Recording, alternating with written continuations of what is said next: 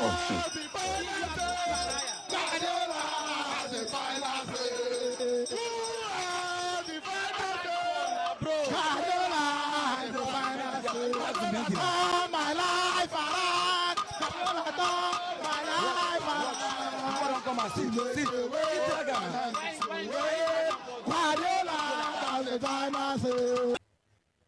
Absolutely love that. An amazing example of the good in the globalization of football, because just like the culture, the energy, chants like that. I saw a clip being sent around um, by accounts I actually really wasn't expecting. So shout out to them, the people who exuded the joy and excitement of something like this. And yeah, no, I loved it. Like, shout out to you, Sharpie. You were the one who sent it to me originally. Like, I probably would. I mean, I would have seen it eventually, but you sent it pretty early, and then all of a sudden it was everywhere. So yeah, it's is added to the soundboards. It will get used to hearing it, especially when City are thriving and we have full of success. Might hear it one or two more times. There's this episode, baby, because we're Carabao Cup champions, baby. Let's go. Like we obviously are going to talk about the match more, details in it more.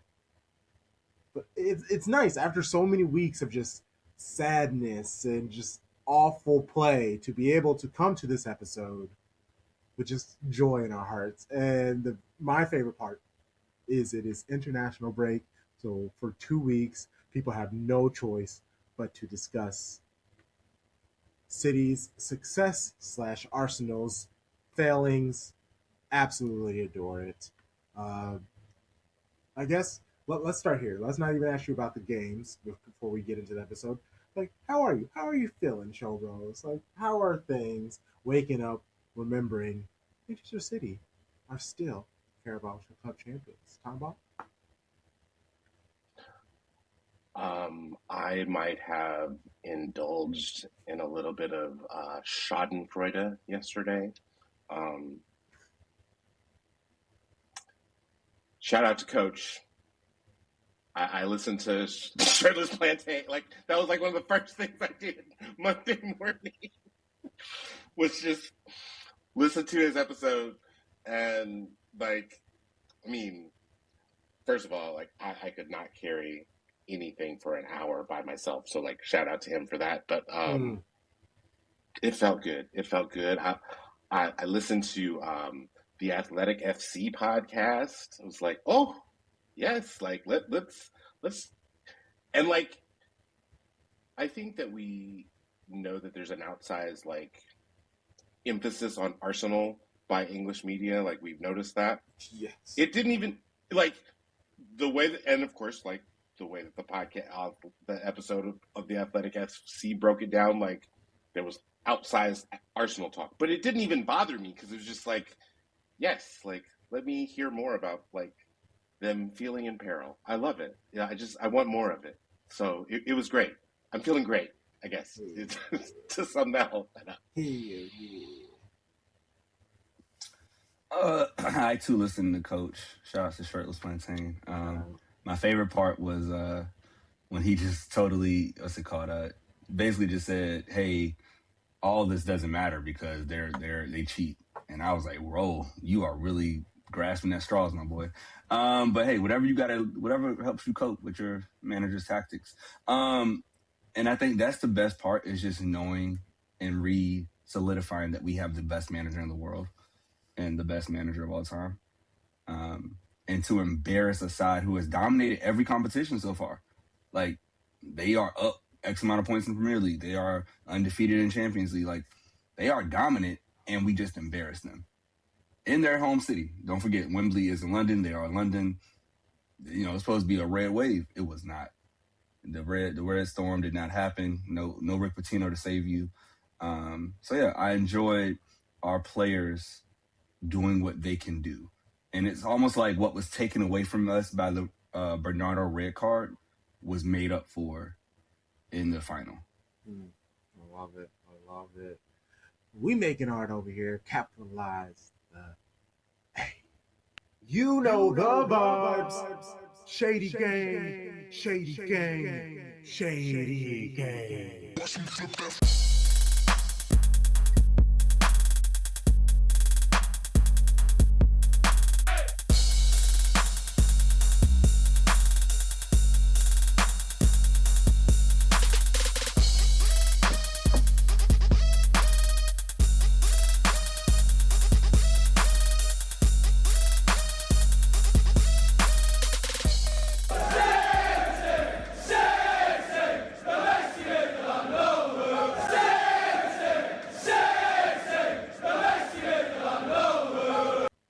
Hey, and welcome to season 5, episode 175 of Shades of Blue. This is culturally inappropriate. We are the most comprehensive show about Manchester City, covering both the men's and women's game, spanning both sides of the Mason-Dixon line. We making art over here, capitalize the A. I am Kronk Chocolates. I'm here with the show bros, Sharpie Charlie, Tom Bomb. How's it going? How you doing? How you feeling? Like champions? Like champions?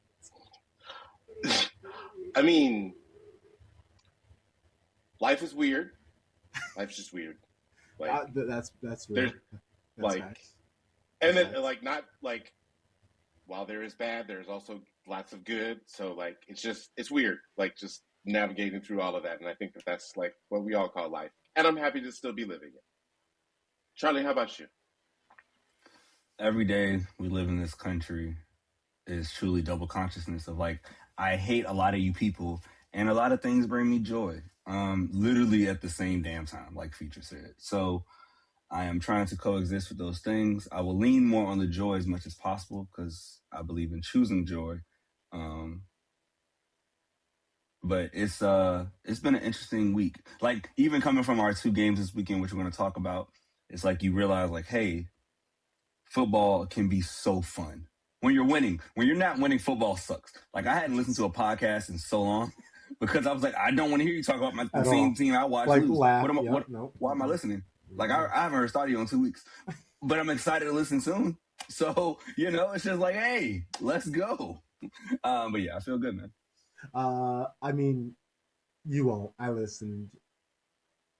Musa basically was just like, City put out their best 11 and Arsenal didn't.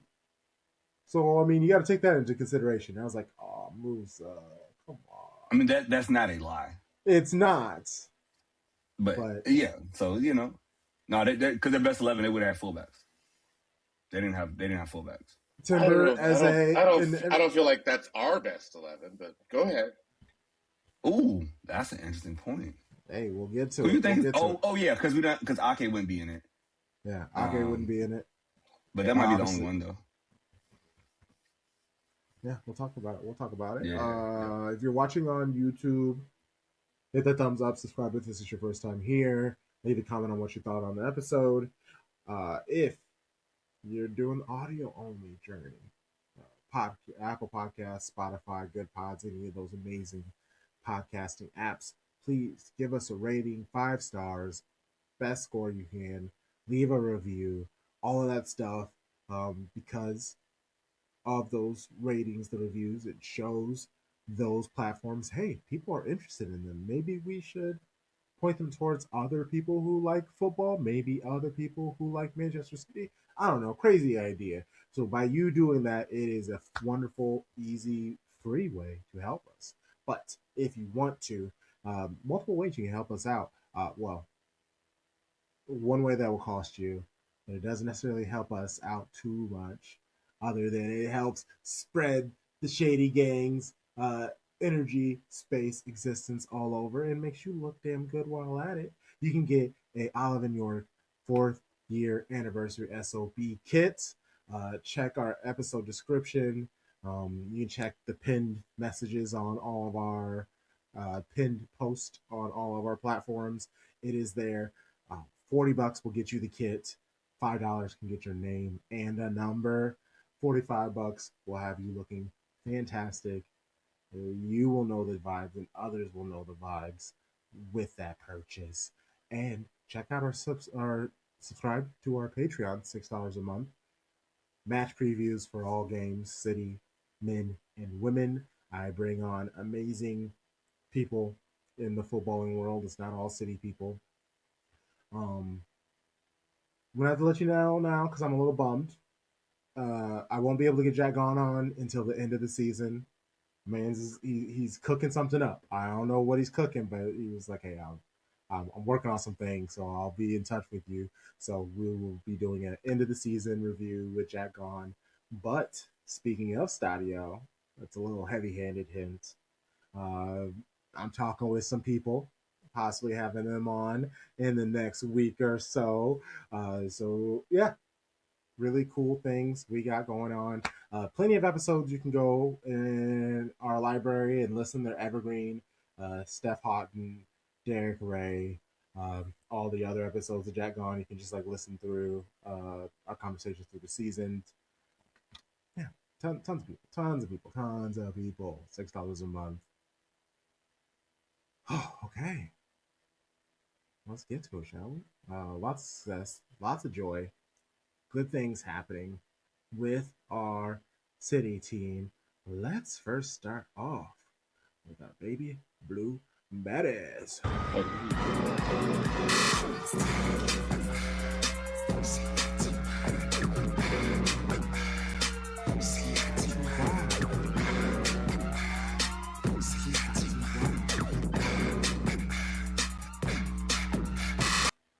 Hey, baby blue Baddies, this is our segment about city women.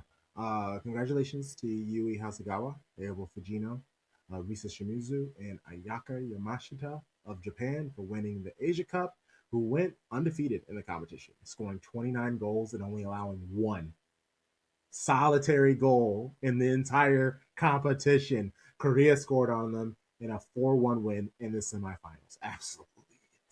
Oh my gosh. And then consolation, congratulations, Mary Fowler of Australia. They got to the final. And ex City player, Alana Kennedy. She won player of the competition. Golden Boot winner as well. Insane. Yeah, the competition. I wasn't able to watch as many games as I wanted to, but having to wake up Those at games, 2, 3, those 4, 5, like they were wild matches. times. They were wild times. Yeah. So basically, if I couldn't sleep or if I woke up too early, I would give a couple matches a watch. Also in this competition, everybody who advanced to the quarterfinals has a chance to go to the World Cup. They played a repechage round after this, and I believe it was the Philippines and North Korea that advanced. North Korea is a really interesting team because obviously nobody gets to see them play, and they don't play anywhere else. But they had won the U17 and the U20 Women's World Cup in the previous cycles, so everyone was kind of like anticipating watching this senior team because they had been banned for 3 cycles from World Cup competition. So yeah, they qualified for 2027. So and they were a very interesting team to watch. Their passes are crisp. Their press is relentless. Also, their 6, like she's the real deal.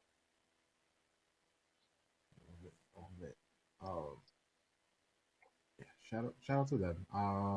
Okay. And also shout out to Yui for the assist, the game winning on the game winning goal. That Hamano goal was insane. Like she just turns around and shoots, and I'm like, why would you? Oh my goodness! Oh yeah, okay, because you can do that. Oh man, that was before. Honestly, I woke up. It was at 5 a.m. City Women played at 7. So I was like, all right, it's not too bad. About 65 minutes in, when it kind of was obvious, Australia, as hard as they were trying, they probably weren't going to score on Japan. I napped. Squeezed in a power nap. We can talk about we're going to talk about the Matildas now because Yeah, it's our show. yeah. I want to. They scammed their way through the knockouts, to be perfectly honest. Because if you look at the stat line that they played against North Korea, like just nasty. Like I think it was like 19-3 total shots or something ridiculous like that. They had, I think that North Korea had 11 on target, like, and both of Australia's shots on target were goals. Wow. And that's all it takes. And Football, crazy game. Yeah, wild game. And you could see it, like when Sam Kerr had the ball, felt like anything could happen. In the final, Mary Fowler. In the first half, they had her just way too far back. I know what they were trying to do. They were trying to help her like get their counter, like set them off on a good step, either take the ball with a good carry or make it a fantastic pass. But she was just way too far. If she knocked the ball up, then there was just a lot that she had to travel, especially with Japan, how quickly they get back, how they get into the positions. They're just like way too sound defensively for Mary Fowler to be that far away from the ball. And they've done this. The Matildas have done this for a couple cycles with Sam Kerr. Doesn't really matter who the coach. There's just this large disconnect between Sam Kerr and everybody else. Like it's not like they even have somebody like running with her like they do nominally by formation, but like no, that's not real. Yeah, it was wild. It was wild to see. Yeah, Japan's great. Yui looking absolutely fantastic. Yamashita winning keeper of the competition. Like, yeah. Also shout out to Niels Nilsson. The homie Niels Nilsson. Hey, tried to have a butterfly explain to a fly the difference between shit and honey, or whatever that phrase was. I was like, that is crazy for that. It was like, but also, it makes sense, you know? It made sense. To a fly, shit is treasure, bro. He landed it, but it was like, what are we talking about? Is this like a Dutch saying that sounds better, or was it snatch? What is it? Yeah, whatever. I can't remember what he is, but I was like, is this like a hometown phrase that sounds better in his language than it does in English? Like, but hey, he landed it, like you said, he landed it. Okay. So let's continue to move on to the 5-2 win versus Tottenham. I know a lot of people before the match were talking about like Claire Hunt, Toko Koga, defenders for Tottenham, and Micah Hamano, who scored the game-winning goal for Japan in the Asia Cup.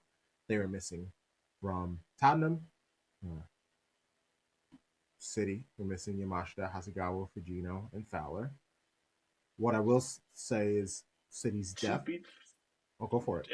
And to be fair to Tottenham, like those are their two starters. Yes.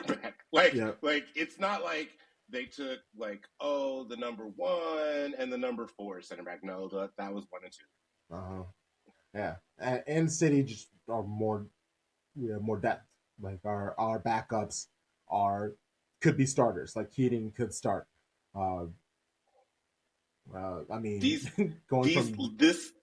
two matches, like Aston Villa and this match, this is the reason that you go get Sam Coffey, because you know that this competition is coming, and you know that you are thin, maybe not necessarily thin, but like without Yui, like you could argue that she's City's most important player, maybe not best player, but most important for just everything that she gives the team.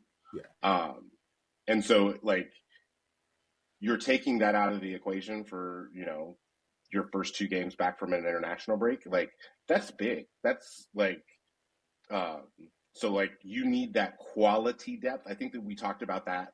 The difference from last season to this season is like last season there was depth. This season there is quality depth. And like that's bearing out in matches like this. Jeggy said that the players were smiling and they're bringing great energy to the practices after dropping points To Aston Villa, it was disappointing, but nothing to stay focused on considering how well the team has performed this season. He felt the mistakes were self inflicted, giving the ball away in the first half, letting Aston Villa dictate play, which is easily remedied. Grace Clinton has a lower body injury. That is all he can really say. I heard from the social media streets that it was an injury that happened during practice, like it was like a tackle, a little heavy, messed up her ankle, and that's why she's been out. So that is interesting. But the Sam fact that he Coffee will said, do that to you. right, right, and the fact that he said, "I am allowed to talk about," and I guess that's just like because we always wonder why they don't talk more about players' injury statuses in women's football. And it just seems like that's just a thing. Is everybody tells them, shh, don't talk about that. I don't believe that there are availability reports in the WSL, and like sometimes getting availability reports from teams in the UWSL is a task in and of itself, and you might get it the day of the match. But yeah, it's real bad across women's football as a whole.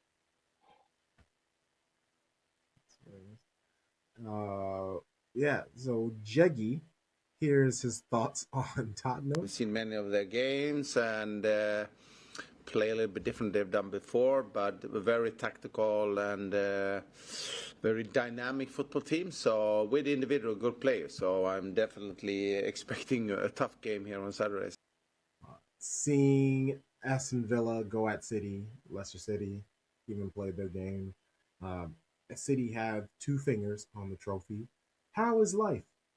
Playing under pressure. Opponents giving their best for an entire 90 minutes for Jaggy. I don't know what I should answer to that. I think that I think all teams, it's shown in the last week's results also that I think all teams, no matter if they're playing home and away, is actually giving it a try. Even that means that they are sitting back and working on counter attacks, or they play a high press. So I think that all teams actually in this league is going into each game and thinking, how can we win there and get a point? So different ways, but I wouldn't say that I prefer anyone more than the other one.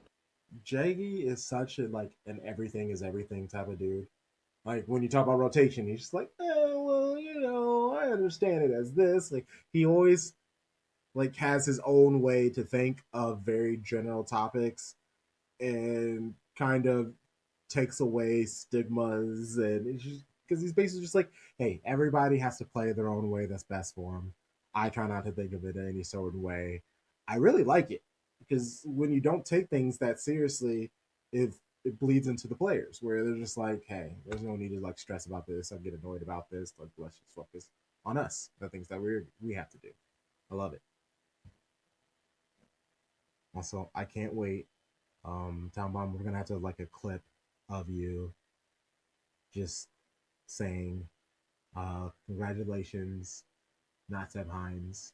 You have now been upgraded to Andree Jeglertz. Okay, we're gonna have to make it. There are still 12 points that need to be earned. Nuga, I'm telling you what's gonna happen. No, there are 8 points that need to be earned. They're not 12. 12 points available. We only need 8. We only need 8.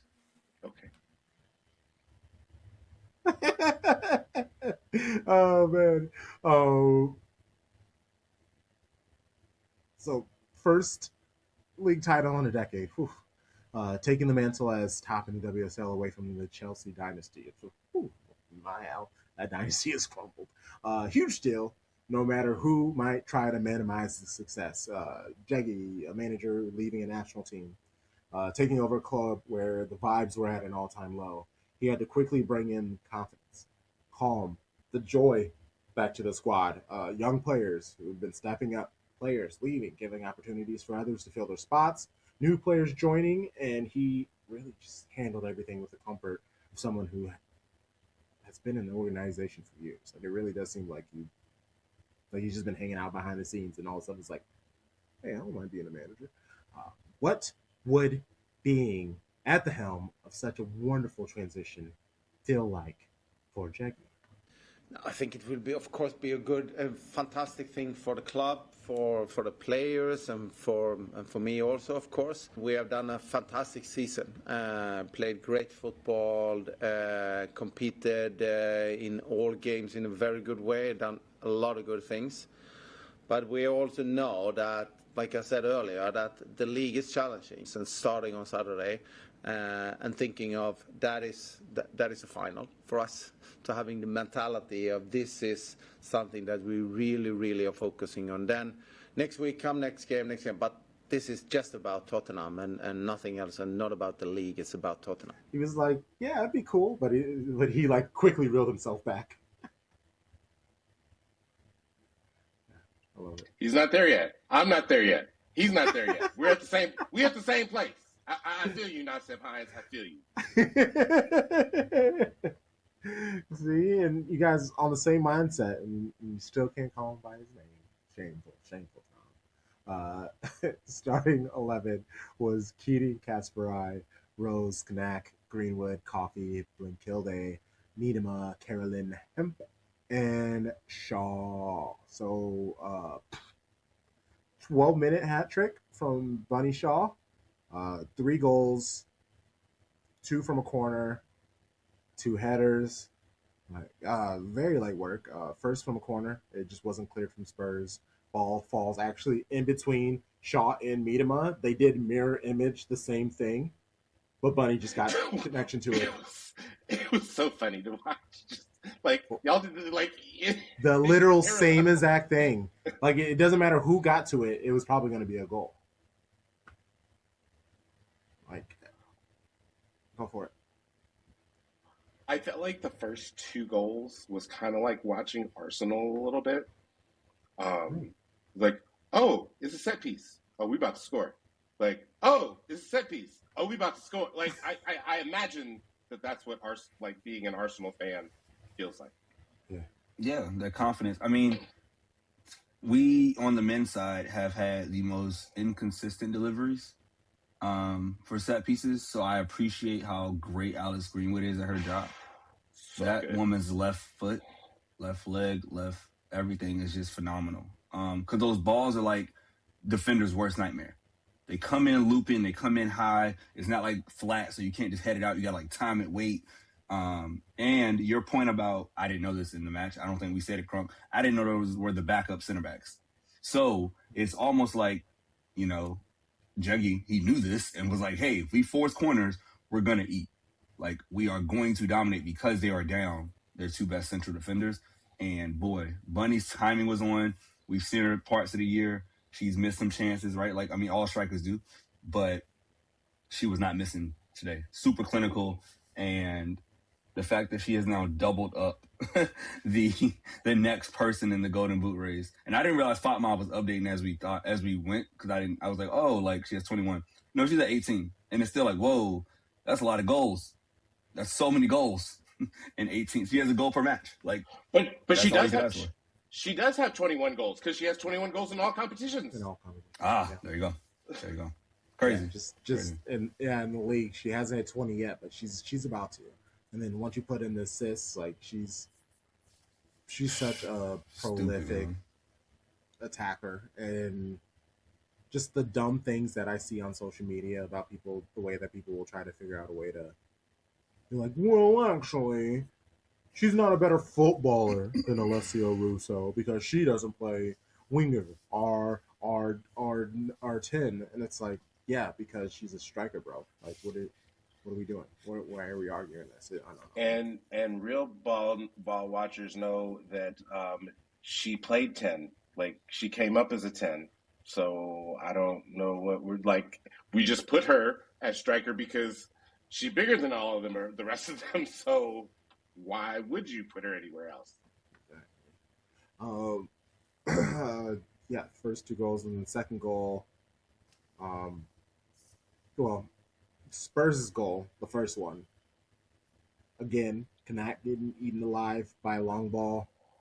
Like her reaction speed is every single goal. Like she's just watching it go over her, and then she decides to run, but it's too late by then. Because she's not fast. But that's the problem, is that if you're not fast, and this is why I would credit someone like Ruben Diaz, you got to jump. Like, you rather be early than late. And when they give up a goal, when it concedes on her side, on the left hand side, on our left, they're right. It's always just like, oh, I'm flat footed. Girl, you can't be flat footed. Stay on your toes. Twinkle toes. Come on now. We need you up and ready. Be ready to move. I will give Drew Spence a lot of credit though, because that was a beautiful pass. That was a phenomenal pass over the top. The perfect pass, because everybody hits that long. That pass always ends up in the keeper's box. Like, and it's like, oh, good idea, they missed it. It's rarely right on cue. Now, the one criticism that you could have had of goalkeeping is maybe she could have played a higher line. As like, I don't know the instructions, I don't know the tactics, but if she would have had a higher starting position, she might have been able to see it faster. But again, like, then you put yourself in jeopardy. So it was just a really great play on what we know is the 1 weak spot in our team. I want Kiera Keating staying closer to goal, because we've seen what happens when she jumps too early. Girl, you are so far out of your box. Why are you doing this? And so, the second goal, bunny dunk from another corner, and then a couple of minutes, some Carroll step overs sent in across. That was Bunny's header for her third goal, 20 in the 20th minute of the match. Also, I really need managers to understand Julie Blackstad is not a fullback. That's who Carolyn Cook was like old friend Julie Blackstad. Yes, her. That's bad.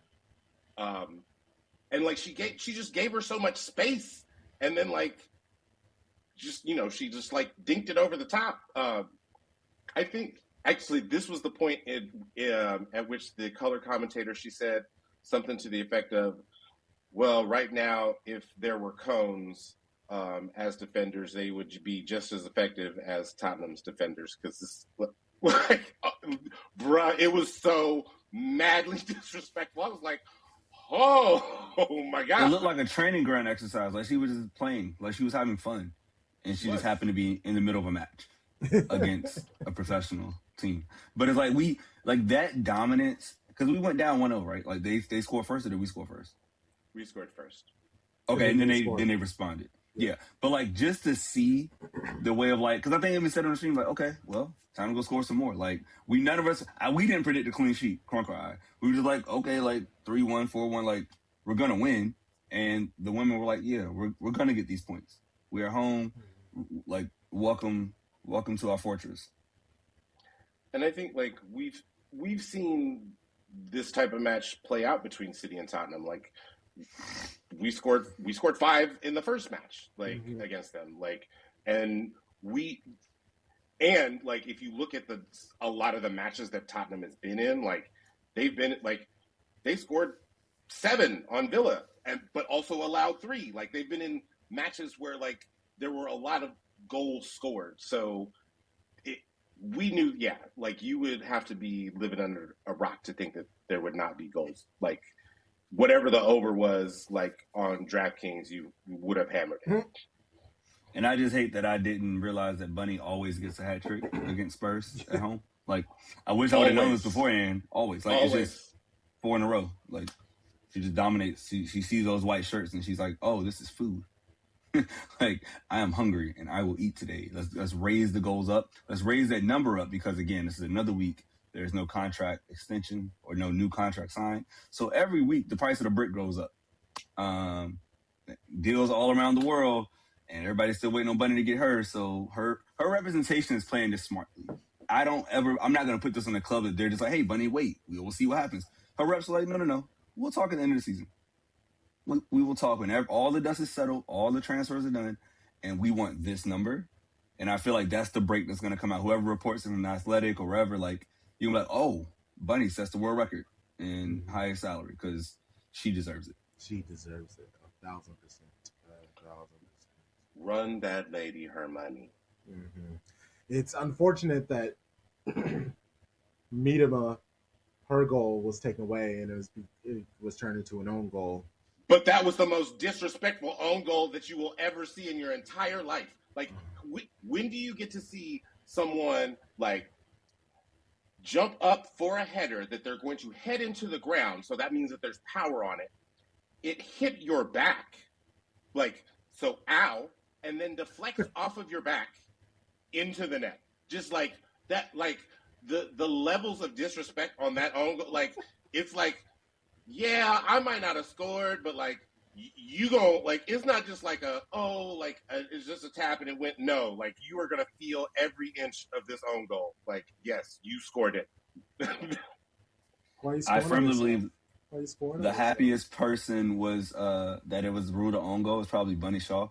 Because I genuinely think Bunny wants to catch Viv for most goals in WSL history. And so, like, she's plus 10 this season, right? So she's cut down 10 on the mark. And it's got to be crazy for Viv, like, yo, I love you, Bun, but you keep getting closer to me. Can you stop? Pass the ball? Like, come on. Like, you don't want to pass? Like, you notice Bunny does not pass Viv the ball. I'm not saying correlation. I'm not saying causation. I'm just saying Bunny's never assisting Viv. No. It don't work that way. You can feed me, but I'm not going to feed you. Mm-mm. Nope. That's weird. What's up, Terry? How you feeling? Hey, what's up, fellas? Doing all right. Glad to be here. Yeah, successful Talking Back Tuesday. Let's go. Yeah, went well. Good.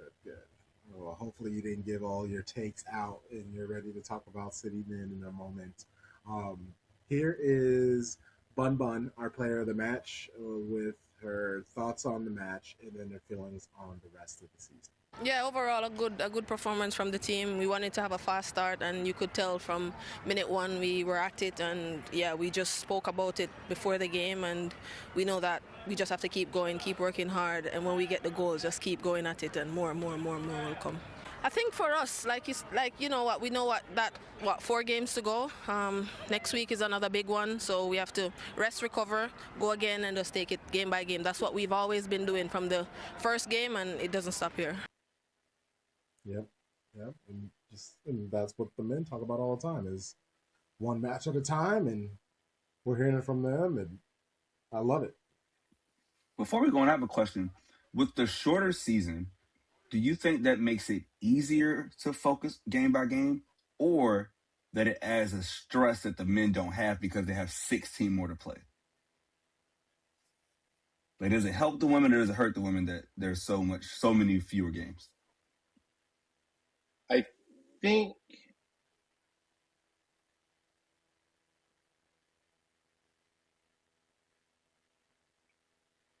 think if you would have asked me that last season, I would have said it hurts because there was Champions League and because of how injured we were. I think if you ask me this season, I think based off of form and the fact that we're not in Champions League, it helps. And like, even though like, and we've only like not played one match that we were eligible to play for, which was the Subway Cup final. So I think based off form, my answer is going to be it helps. But based off of like, typically I would say like where we would expect City to be, I think it will hurt. Now there will be 4 more matches next season because we'll have the 2 teams come up from WSL 2. So so now there will be more matches to be played. Yeah, I would have said it hurts too, just because every game has a bigger impact on the end of the season. When you have, when on the men's side, you got 38 games, one win, loss, or draw, whatever, is just 1 out of 38 versus now it's, it's still one game, but this as a teacher, right? If you only have 10 questions and you miss one, that's different than if you have 65 questions or whatever it is, and you miss one, your percentage is going to be higher because you have more questions to, it's less of an impact. Now, if we lose a match, it carries so much more weight. Now, thankfully, we've not lost very many, so it's worked out well. And that's probably to Tom's point, because we don't have all those other obligations, so you can focus more. So it helps us from that standpoint, but you have to go and win it because the impact is so great. I'm with you for the exact same reason. Yeah, just no team who has lost more than 3 games has ever won the league. So, like, basically, you have that in your head. It's like 3 strikes and the league is officially not yours. And that's just a lot of pressure to have for sure. Okay, Manchester Derby this weekend. Men are on an international break. Shout out to Man City Women's Official Supporters Group. They just put out like a post on social media and, tagged us because they're absolutely amazing like that and all the love. But basically they were saying, calling all City fans, with the men's international break leaving you needing a City fix, get yourself a ticket for the weigh-in at the Swamp and come along and support our table-topping Man City women team in the WSL Derby on Saturday. So, hopefully they fill it out. It's as much blue as possible. This is a huge match. It's a battle between first and second.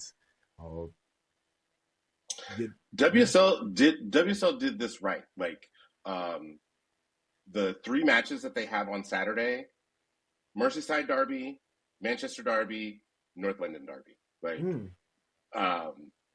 and you can say what you want about like where those teams are in the table, and like, I mean, technically, like Arsenal and Tottenham are like vying for 4 and 5 right now. Arsenal does have 2 matches in hand, but like that's going to matter. I think Liverpool Everton always matters. I don't care what they could play each other in tiddlywinks, and that shouldn't matter. So kudos to WSL for getting this weekend right, especially with the men's international break. And all of these matches are going to be played at the big stadium. So like, even though the women play, Everton currently plays at Goodison Park, this match will be at Hill Dickinson in the new stadium. Absolutely love it. I'll be chatting with the homie Holloway. That episode will be out Thursday. Our match preview. So look for that on our platforms. So United, they have Champions League.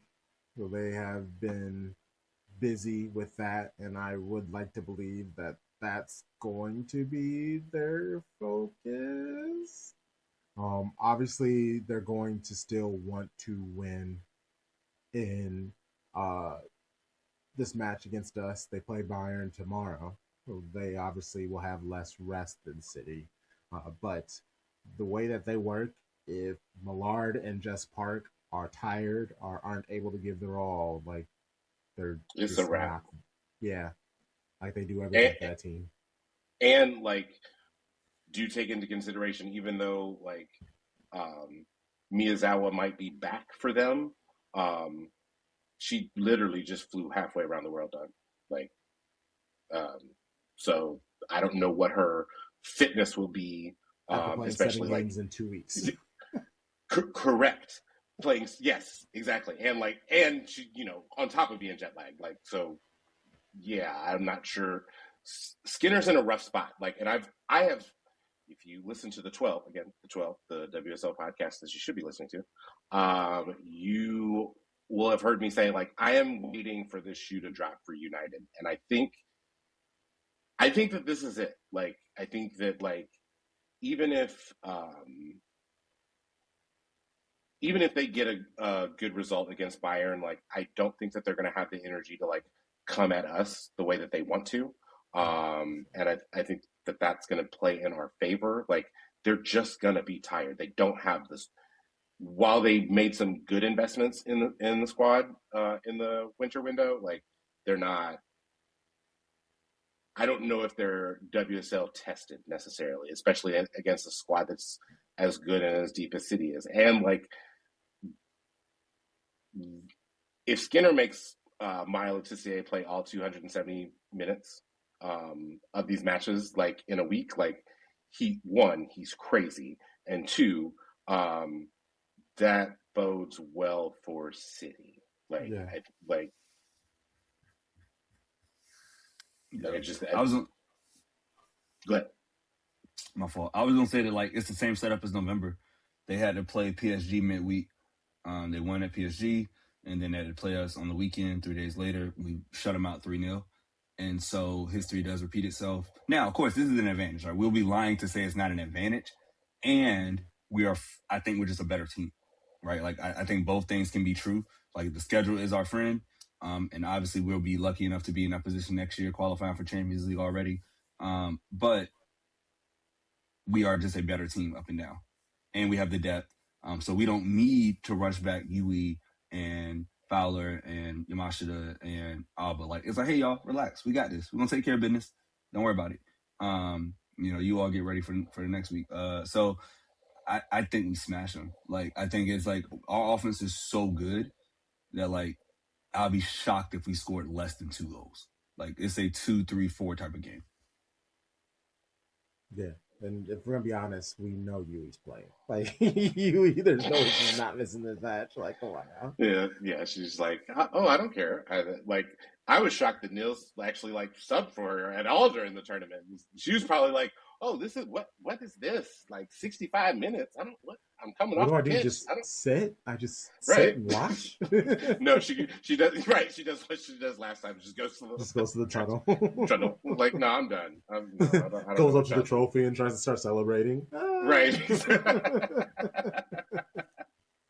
Oh man.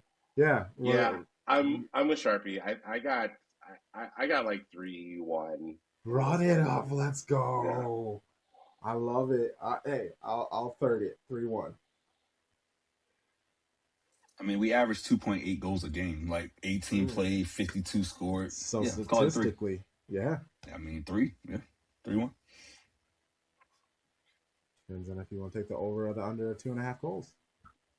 Basically. Now we're talking.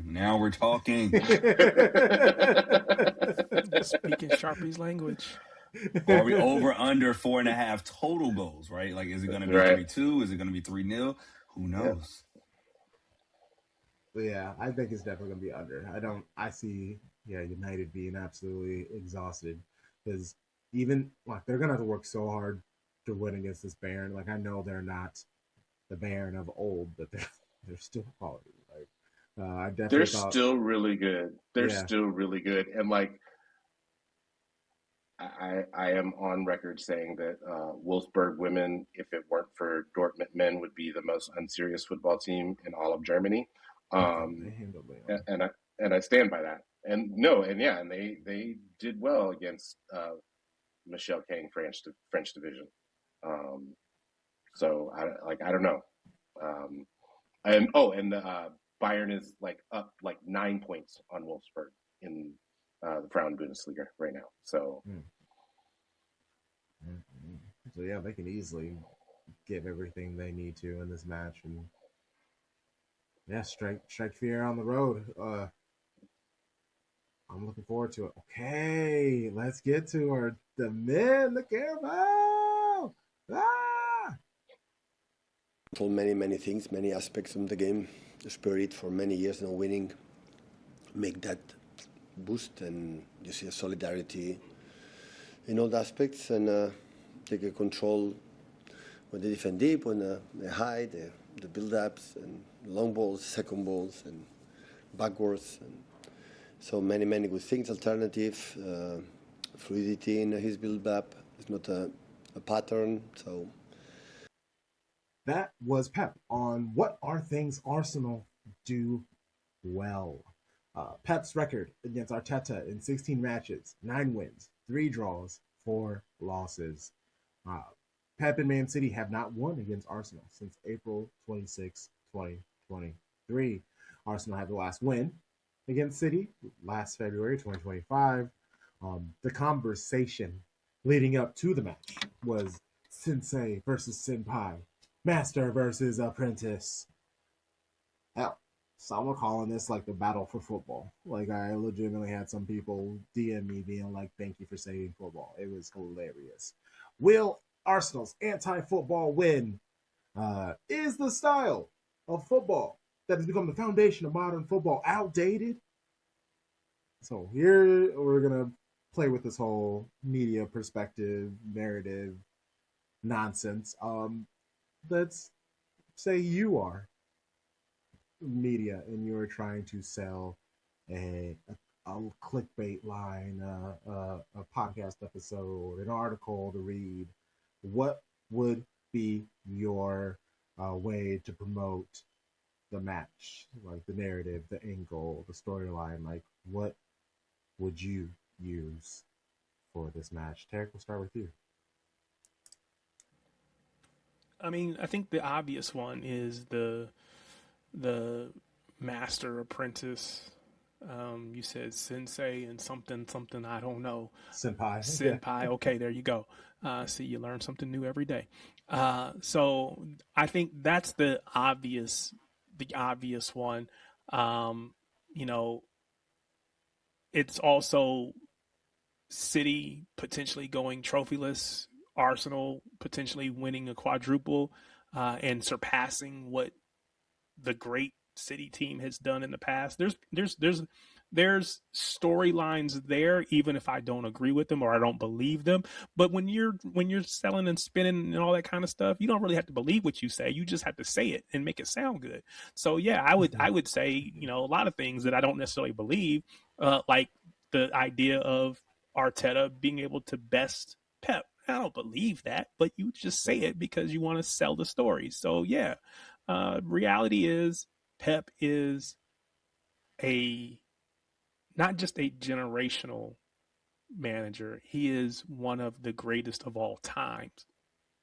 Arteta is a good manager, but there's a long way to go before he gets that comparison. But in a one-off match, yeah, master versus apprentice, I think is probably the easy one that springs to mind. I think I mean, just to give something different, I love that one, but I would probably just put it all on Arsenal and something like to the effect of first of how many this season, because they are in every competition. The quad was up for it. And again, even if you don't think they win the quad, there's still a trouble on the table if they lose. So that headline kind of sells itself. So that's what I would have focused on.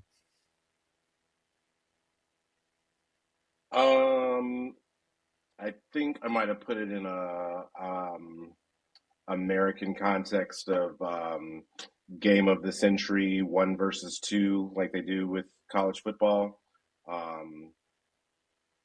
and kind of hype it up that way, especially like with their relatively even history over the past 2-3 seasons. Yeah, probably sell it like that. For sure, definitely would have been like, yeah, is what type of football wins for sure, because that kind of what it was, and we definitely saw it in the match. Okay, so now I'm about to talk, sticking with the whole media idea, but now I'm about to go to stupid dumb media that pisses me off so much. So this is a different reporter. Their second question asked Pep to highlight the huge opportunity in a cup final for James Trafford. Typical Pep said, "Hey, it's a huge opportunity for all of us." The first question, though, was if Pep had thoughts about Trafford whining about playing time. Pep can play that down and just said, "Hey, players get happy and then they get unhappy." But when he was asked if James's attitude was positive this season or if he was happy with it, he just went beyond, yeah. I do want to mention a reporter asked how excited Semenyo must be, and Pep again was like, "Hey, I already talked about this with Trafford. It's an excitement thing for everybody. Like, I understand what you're trying to do. Yes, it's good for these people, but like everyone's happy. So like let's just keep on moving on. So then the next reporter may be annoying for Pep. This is the question.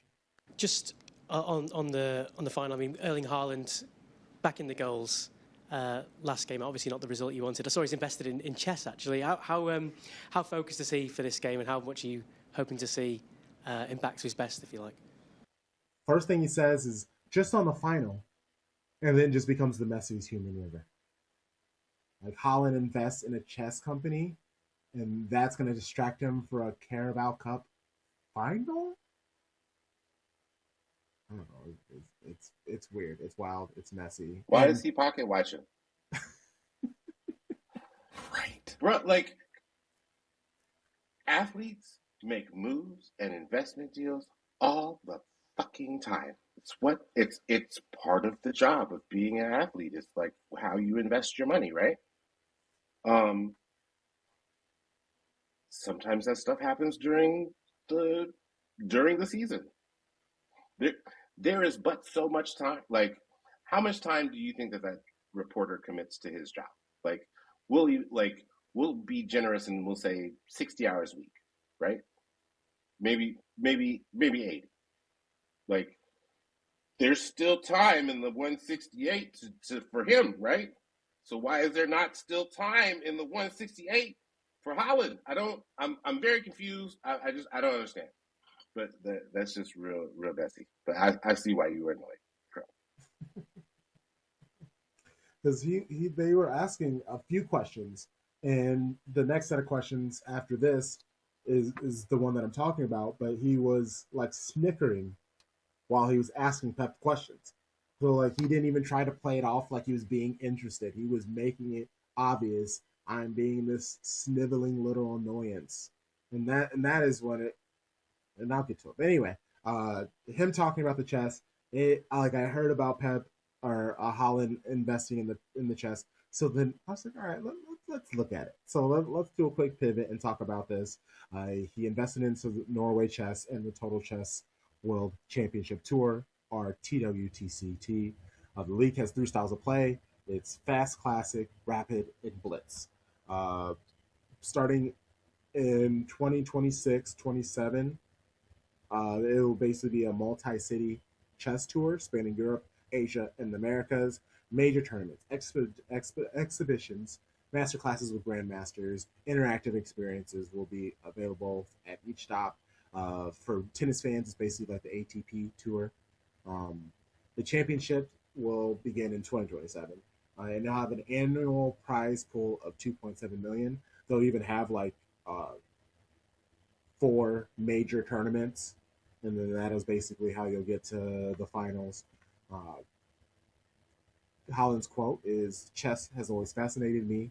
It's a game of strategy, patience, and mental toughness, qualities that are essential in football as well. By investing in Norway chess, I hope to bring more attention to chess and inspire a new generation of players globally." Y'all's faves out here buying 7-tier football clubs trying to be the next Wrexham, while our milk madman, our Viking warrior himself, isn't investing in chess.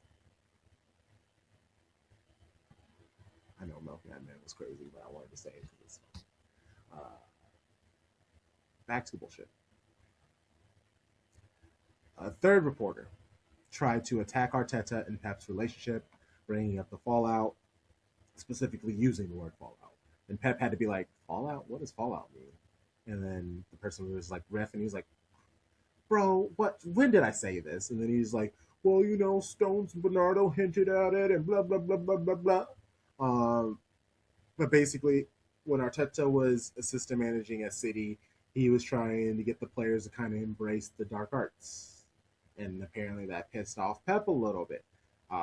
Then the guy pivoted to asking if the friendship has healed since then.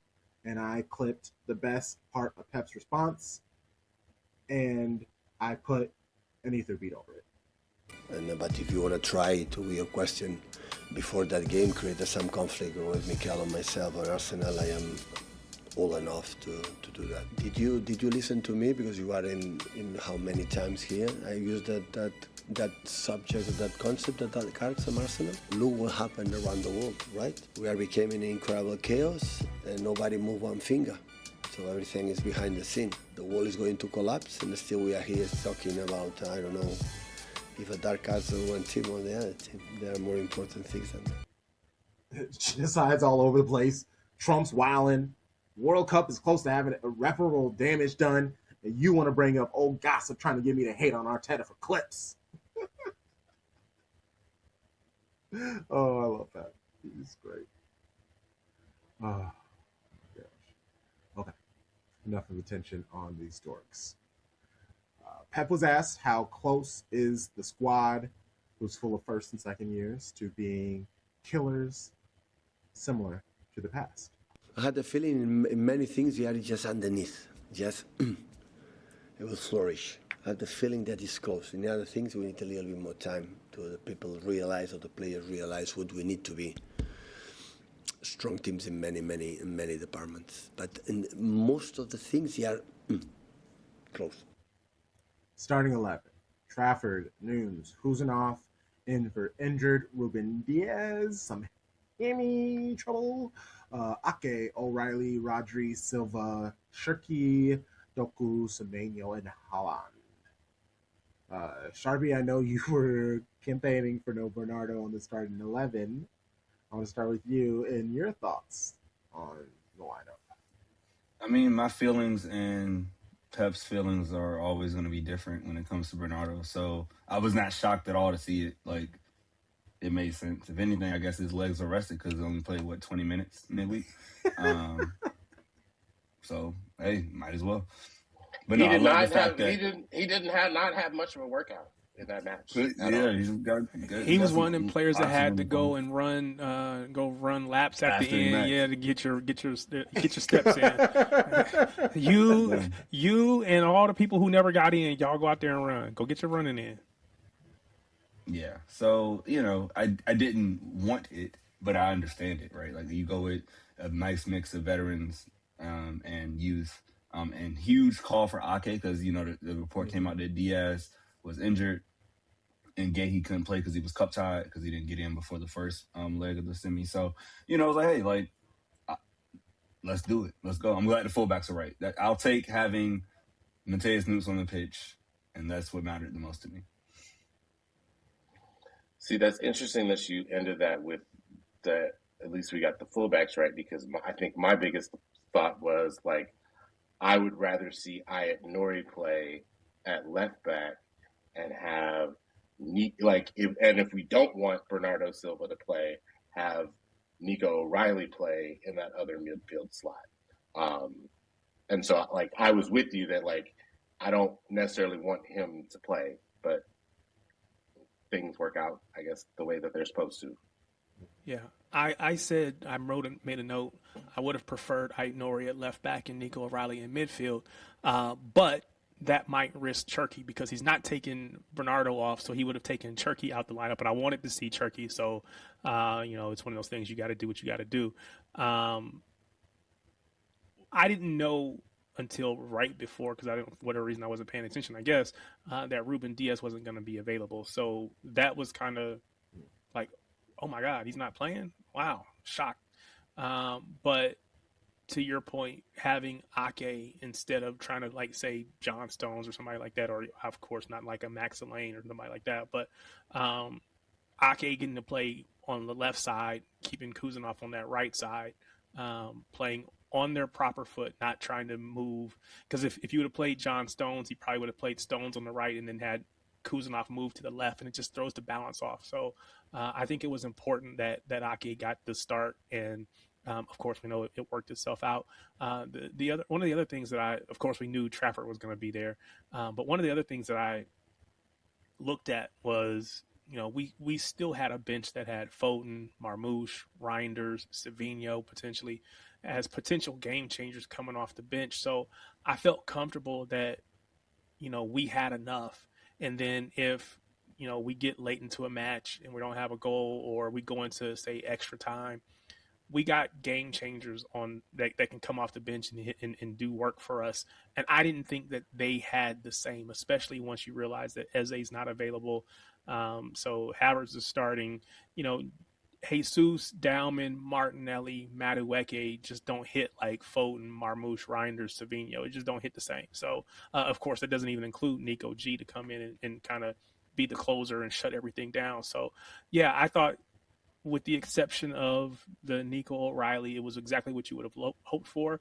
And I wanted Nico on the pitch. I just probably would have thought he was going to be in midfield. And I guess not to bring my other show here, but you know, against Real Madrid, there was a lot of conversation about Nico O'Reilly playing at left back and how Pep got it wrong and Pep made the mistake and whatever. Pep ran that same thing out here again today, or not today, but on Sunday, and it worked well. And so what I think it says to a lot of people is, our opinions are outcome based. So, when I saw it, I was like, okay, I'm not gonna, because I've said that before in other conversations and other topics. I'm not gonna try to be based on the outcome because it didn't work against Real Madrid. There was a lot of reasons why that was, and part of it, I think, to Sharpie's point, was those fullbacks. That was probably the biggest thing that hurt us against Real Madrid. So, yeah, let's run that out there, and just. We know that it ends up being the right choice, but in that moment, there were people who I'm sure were questioning the decision. Go ahead, Sharpie. I was going to ask Crunk, are you going to read Arsenal's lineup, or can I just say something about it? Yeah, go for it. Their lineup was so... Well, I didn't know there were injuries. I did not realize Eze and Timber were injured, but the first names that stuck out to me were their fullbacks. I was like, oh, they got Ben White and Nkapie playing fullback against Doku and Semenyo? Oh, they're cooked. And then the midfield, you had no creativity. You had 3 6s or 8s, right? Like, you didn't have a 10. So there's nobody that's going to pull strings. Like, they were the easiest lineup possible to defend. And their front three does not scare me at all. Like, Nunes, Trossard, that's us. Our center backs versus Gyökeres, us. And then Saka, who is just very mid now. Him and Foden have had the same fall from grace, in my opinion, without putting, like, no production, really, just a name.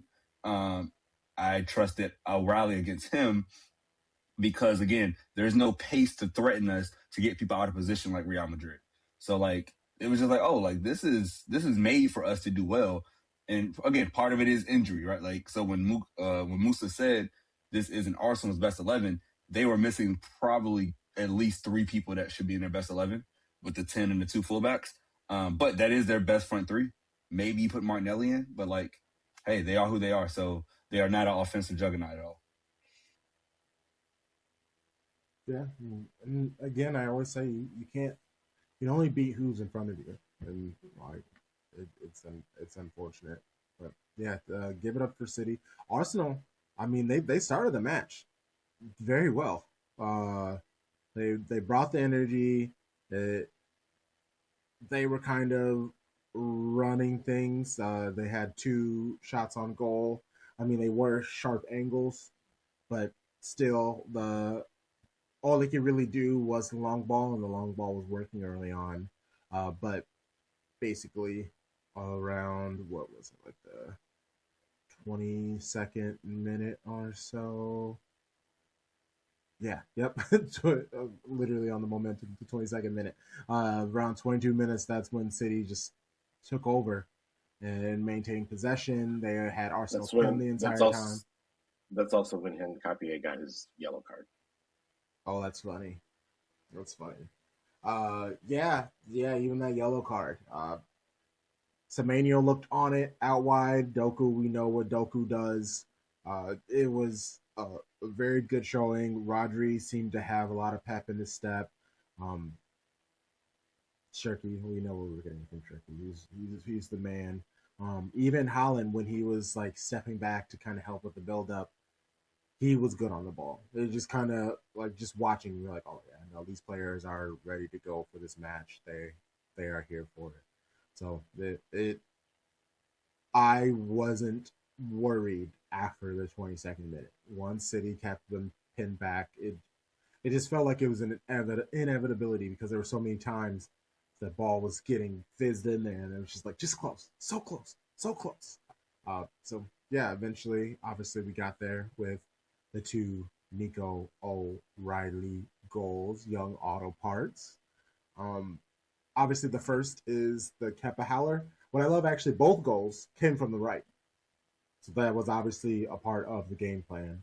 Um, yes, Kepa had the dropped cross from Cherki that O'Reilly was able to clean up in the first goal. And you see a lot of Arsenal fans, that's basically who they're blaming for the entire match failure, but Arsenal didn't score either. So like Havertz had a shot on goal that he like held on to the ball. He like took an extra dribble and a half, and then that allowed Trafford to get close enough to kind of cut off the shooting lanes, and that's how he's able to get that triple block. And again, this is us speaking from an Arsenal perspective, but it's to me that was the most that was the biggest City performance moment of the match of the first half of the match. Like, because I think like, and it's interesting, like, because the big Arsenal narrative is like a bunch of their fan base is like, oh no, we should have started Raya, blah blah blah blah, and like there's other parts of the fan base like, no, you have a cup keeper for a reason, like you start your cup keeper, and like it to me it just goes to show like, hey, sometimes like you got a cup keeper that you trust, and sometimes you don't, and I think that Pep Guardiola has the cup keeper he can trust, based off of like what James Trafford is as a product versus what Kepa is as a product. Yeah, it's wild. And even on the whole James Trafford of it all, Pep didn't want to kind of talk about what could happen. It would just be really tough to lose him. And I get that he should be starting somewhere. And you can't tell someone, hey, just be on the bench for like 2-3 seasons. Well, we're not going to be able to find someone like him. I mean, and I say that, and then we just came from Ortega, who was absolutely immense. But it's like now we got to find another one. Is that so? I don't. Even if and he's just not going to get paid the same, even as a starter elsewhere. So I'm kind of hoping that he talks to clubs, and then he realizes all of them are broke boys, and he's like, fine, I'll stay. I'll be a backup for another season or two.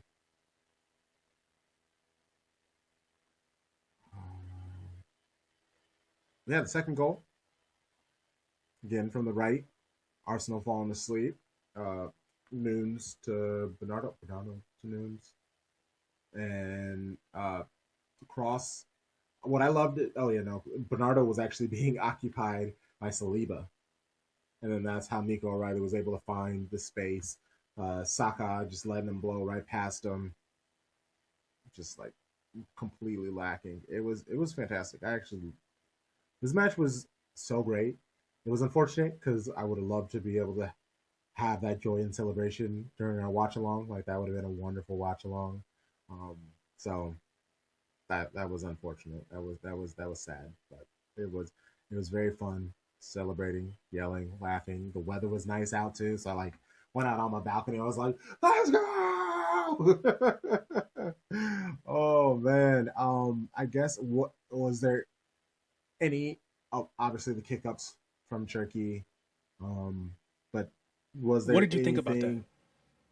Oh, I fucking loved it. Oh, you know me. I was like, let's go. At first, I was like, when I saw him doing it, I thought a ref had blew the whistle, and he was just kind of like playing through the whistle. And then I realized, no, bro, this is during the match. I absolutely loved it. What about you two? I feel like everybody involved did what they were supposed to do. Like, I don't like Ryan Cherki, like you in the capital, like you in their city, and you basically, as we have said like before, like this is the most that they have been embarrassed all season, right? Like you're embarrassing them in their city. Yeah, like show out. Pep as the coach, like, yeah, he should be there shaking his head like, no, this is bullshit. Like, I can't believe this. Like, I'm gonna have to talk to him. And even like, and I even have to commend Ben White. I was gonna because, say, like, what about Ben White? Like, you got to do like. You can't come up in my Yeah. house and just disrespect me. And disrespect me like that. Yeah, like you're supposed to do, like all of that. Like you're supposed to be doing that. Like, and I appreciate how everyone involved behaved. For me, love that he did it. If you didn't want him to do it, you should have pressed more. Like, be closer to him, do better. Secondly, instantly made me excited for April, because the way you keep a rivalry going is you have to have moments of like either crazy finishes or something disrespectful. We didn't get the crazy finish in this game because we locked it up at 2-0 and played it out, but we got disrespect. And that was only the first time he was disrespectful. Like, I honestly think that was better than what he did in the box against Caliafori and I think it was Martinelli. Like, he had those boys scrambling and toying with them like a cat with a laser. Like, you think you can get the ball, you can't get it. Let me turn around. Sorry, I'm done. So I love the kick-ups. I love Cherki shithousery.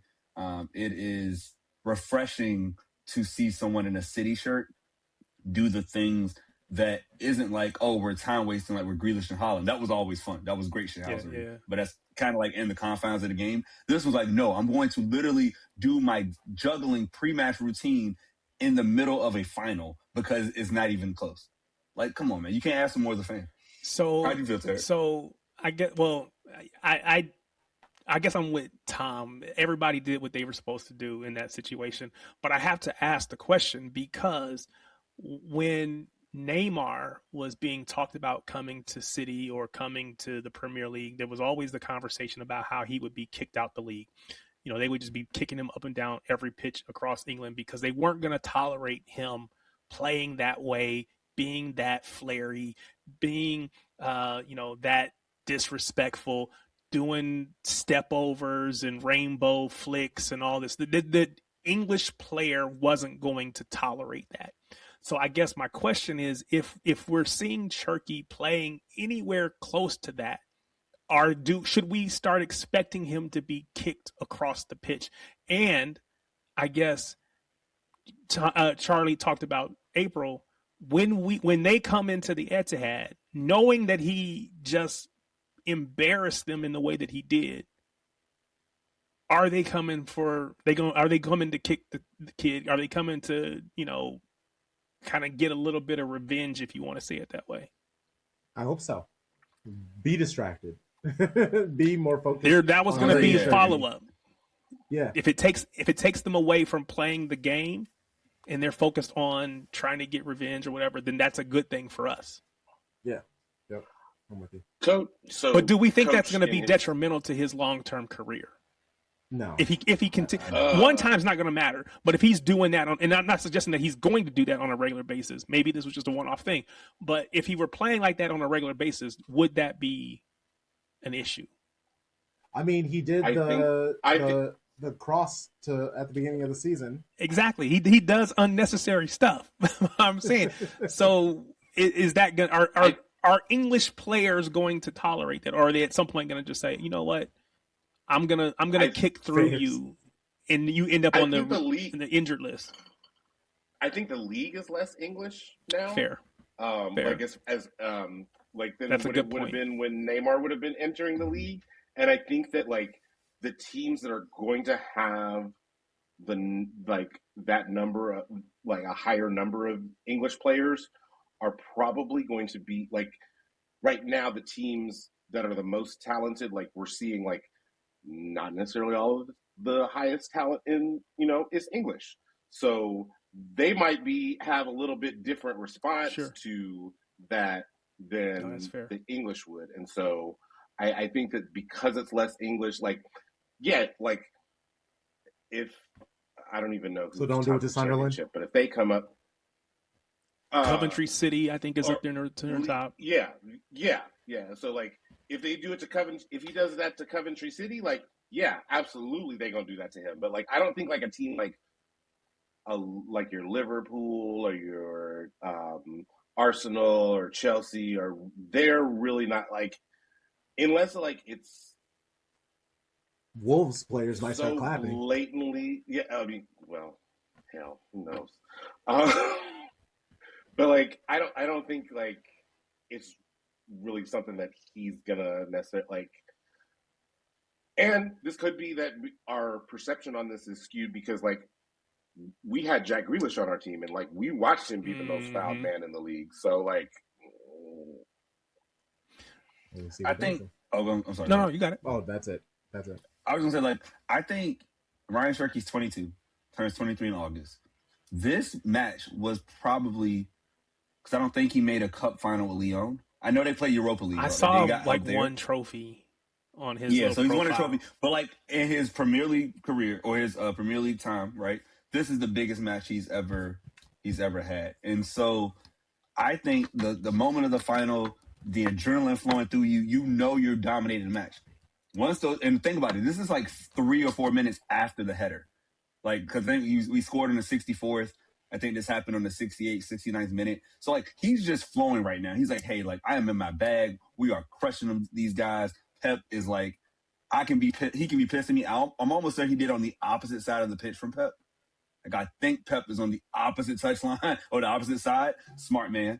But I don't see this being like, oh, because he hasn't done this before, right? Yeah. It's a one-off, just like this finals a one-off.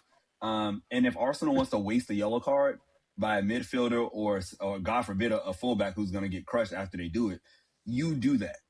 But I think Jack Grealish getting the most foul was his style of play because he wasn't explosive, he was possessive. Whereas like Cherki, they try to foul this man and they literally can't get to him.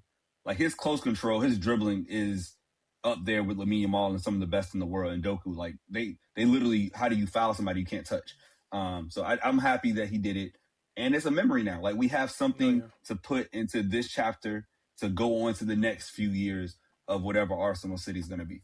I was just wondering because sorry, the only thing he's won, the only thing that's popping up that I've been able to find is he won the inaugural League One Dribble of the Year award.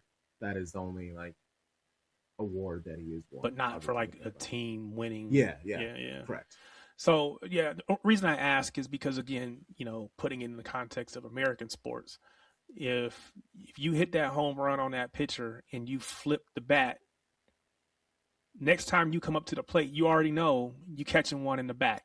You just have to go ahead and turn because it's going to hit you in the back, the ribs, or something. You catching a fastball, and maybe it'll take a little bit off of it, but you're going to catch that because you already know. I showed the pitcher up, or at least he felt like I showed him up. He felt like he was embarrassed, and so we just accept that next time up. And it may not even be you; it might be your teammate. Your teammate might catch one because you were celebrating and you were dancing, and so that's how whatever. So I just didn't know if we expect them to come out and whether it be Gabriel, whether it be it's not going to be Saliba. He's not that dude, but I can see Gabriel, trying to body him, trying to bully him or whatever. It'll be Declan Rice, and it'll be stupid, and it'll end up in a possible double yellow or a red. Yeah, I can see, and that's the thing. If they do something dumb, they run the risk of getting a red card, which then plays right into our hands because we need this. We need that match. And again, not that there's very little chance of us winning the league, but any chance that we do have, even if it's 1 or 2%, is based on us winning that match. So if they come in there and they lose it, then yeah, that just helps us. Yeah, love it. Okay, anything else in this match? I guess, anything else from this match? Jeremy Doku, like he's so great. I think there's a world where if Pep didn't have that mid-season crisis of I need to find the balance, blah blah bullshit. If he just starts Jeremy Doku and Ryan Cherki, I think we score a ridiculous amount of goals because like when those two are on the pitch plus Haaland. What do you do? I generally don't know. You don't have enough people to mark them. Like you're either forcing people into a submission where they have to sit in the low block because if they pressure you're killed, or you're getting cooked on every transition. Like those two are truly the future of the club at 22 and 23 years old. It makes me really excited to see 10 and 11 together. Yeah. Oh, the second goal. Pep's reaction, him getting a yellow card for it, because he basically celebrated too hard, ran up to the barrier that blocked off the assistants, and just kicked it. And I don't know, I'm sure you saw that clip that was going around, but Colo Torre basically somersaulting over it to go and join Pep and celebrate. I absolutely loved it. Here's Pep actually, he was asked about that yellow card. I wanted another yellow card. That's why I did it. So that was the target. So, listen, if I cannot celebrate it in the moment against that team, Arsenal, the way we were playing, but sometimes you play, the emotions very related. A part of me is the way we are playing. Sometimes we have one action, score a goal. I don't react in that way. I react when it's, okay, that is what happened. That is yes, score a goal. The emotions come up. So, come on, give me another yellow card, but that was celebrated. I'm not yet proof I'm not artificially intelligent. So I'm a human being, and I can celebrate. I want to celebrate it, and I was no respect for no Arsenal or for the other fans. I just celebrate with my people. If the people start to understand that, always I'm a human being, I have emotions, and when I feel it, like I shout to the referees, or I celebrate, I express it. He's a passionate man. And that's what I want to see. And it shows the importance of this trophy to him. And like he, in the post match, he's also like, hey, I get it. It's not championship. It's not the Premier League, but it's still a trophy. It's still a chance for success for a lot of our players. Like, do we still have a lot to grow as a team? Yes. This is one hell of a start. It was funny because at the beginning, at the pre-match presser, people were like, hey, will winning the Carabao help give the team a mindset that they can win, or that it'll help them push further for the season? And he's like, no, I don't think so. I think the most important thing is having them play well. And then, because that will just lead to consistency. And then after they won, he was like, now let's win. Now the players know what winning feels like, and they're gonna want to like before the match, because you never know what's gonna happen. You want to like temper expectations. You don't want to like say yes, this can help the team, because then if they lose, then it says that bad things will come. So you just go, I don't know, and then when it happens, it's like, yeah, boy, let's do this. So I love it. You're just constantly like 40 chess. Pep is always playing it. We know it.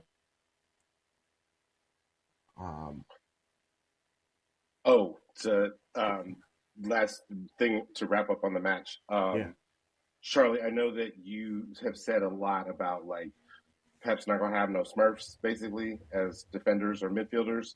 I think we're starting to see that as attackers, especially like when you see when Nico O'Reilly plays at left back. Like you see the license that he gets to get up, and you see like the amount that the midfield compensates towards the left side to like basically just cover behind him.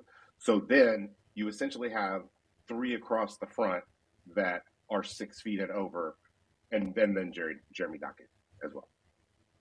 Yeah, man, that's huge. And like Bernardo's going to be replaced with Nico G or Elliot Anderson or whoever next year. Like you get like the treble size team again, and the size plus the technical ability is why Man City is the best team in England. Last thing I want to say about this match: City have not lost a match in England since the derby in January. All of our losses were Bodo Glimt and the 2 Real Madrid losses in Champions League. We are dominating the continent our country right now. So that gives me a lot of hope as we go into the last 2 months of the season. I love that. And you know who also has hope for going on to the season? Nico O'Reilly. There's a lot for us. Build momentum and just push on now. Obviously, it's a big blow for them as well. They was going for everything, just as we was. But do you smell blood in the water now? Yeah, 100%. I think that the blood never went. We've always smelled blood. We're confident within ourselves. We know we can do it. They've got to come to our place, which is not a tough place to come to, as everyone's seen this season. So, yeah, we do smell blood, and we're going to keep going. And side note, I've played so many of Nico O'Reilly's comments this season, and at the beginning of the year, I even kind of like made fun of it. It's like, Yeah. And then this last piece that I played, he's speaking out loud. He's confident.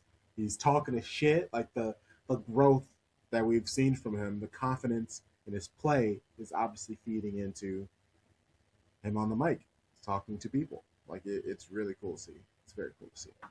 We seeing young auto parts grow up right before our eyes, boys. That is what's happening. Real.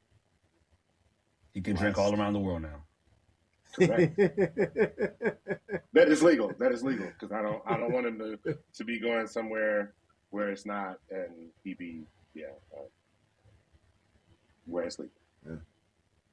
Well, now it's international break for the men. I have a couple weeks off. So, yeah, let's focus on City Women, their match this weekend, the Manchester Derby. We got Women's Champions League. Lyon has the lead on Wolfsburg. Arsenal put an ass whooping. Nope. Flip that. Oh, sorry. Other way around. Wolfsburg. Yeah, Wolfsburg beat Lyon, and then Arsenal put an ass whooping on Chelsea. That was crazy. Shouts to Lauren James, though. That golazo. And Chloe Kelly had a rocket. She hit that ball so goddamn hard. The way that thing bounced in, like, that was beautiful. She got her start. She got her goal. All credit to you, CK. I'm going to give you that credit. You deserve it. Yeah.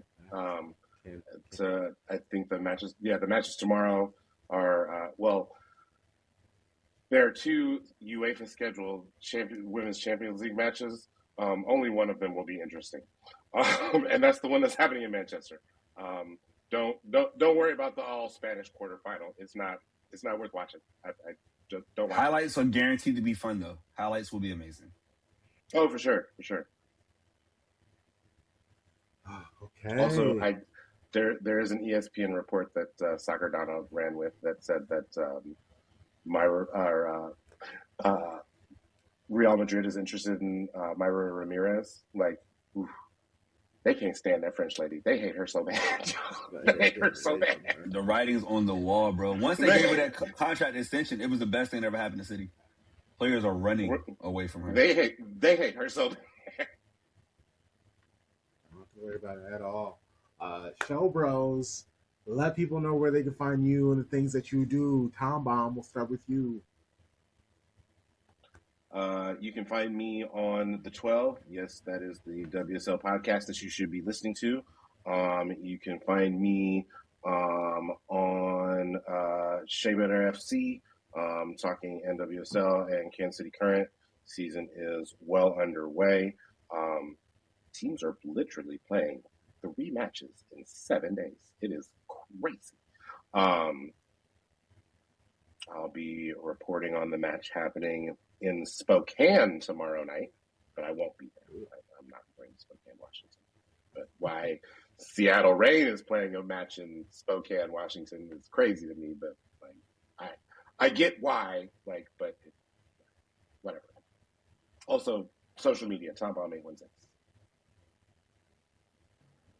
Yeah, you can find me on social media at Tarek Peterson, TARIK PETERSON. That's pretty much every whatever social media, Twitter, Blue Sky, or YouTube, where you can find me on Tuesdays hosting a live stream called Talk Back Tuesday, where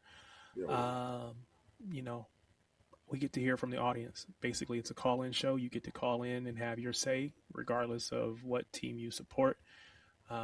We try to be welcoming to all of the guests, just like I do here. We all know. But definitely welcome to come on and have your say and tell me why I'm right, wrong, or indifferent about my takes. So there you go. You can find me on socials at Sharpie Charlie. You can find me on the Shades of Blue watch along with the Homie Crunk Chocolate for the men and women's games. So again, only women this week and next week, Easter weekend, and then with the FA Cup match. But yeah, excited to watch some footy, talk footy, and of course it's March Madness season, so can't wait for the men's and women's Sweet 16s to kick off on Thursday. Are you good? I was gonna say, you okay? I'm great. Hey, time heals all wounds. I made some money this weekend that will, heal me. What about your manager? And Hubert? Yeah. Oh, yeah. Did the firing heal heal wounds? Oh yeah, that was a necessity. Like I've been scouting the Ohio State coach TJO. I don't know how to say his last name yet. Haven't got that deep in it, but I want Coach O real bad. Easy buyout, only $4 million. Has led Iowa State to 3 Sweet 16s in the last 5 years. They could beat Tennessee and go to the Elite Eight this year. So I am an Iowa State fan. I want that man and his biceps to come on and throw on that UNC polo. Because my man, we be in the gym together. So let's get it, TJ. Thank you, Hubert, for your service. You and your wife have a good time. Wow. I'm just saying because that's how he started it. That is how he started it. With that comment. He did. Nobody asked him about it. He started That's real. So, and again, it's not even a bad thing. I love all of beautiful. Shouts to King's Dream. And you and your wife have a great time. Appreciate you. Follow everything Shades of Blue podcast at Shades of Blue NW. If there's an app, chances are we are on it at Shades of Blue NW. You know the vibes. Shady gang, shady gang, shady gang.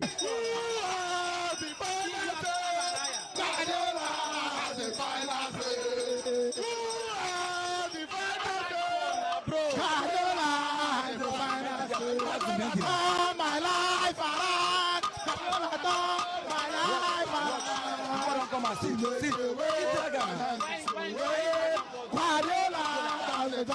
around.